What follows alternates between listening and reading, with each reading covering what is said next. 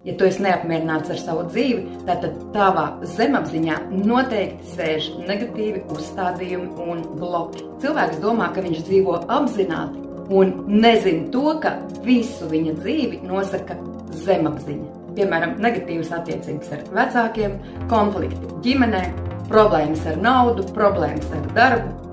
Visās galvenajās dzīves sfērās ir problēmas.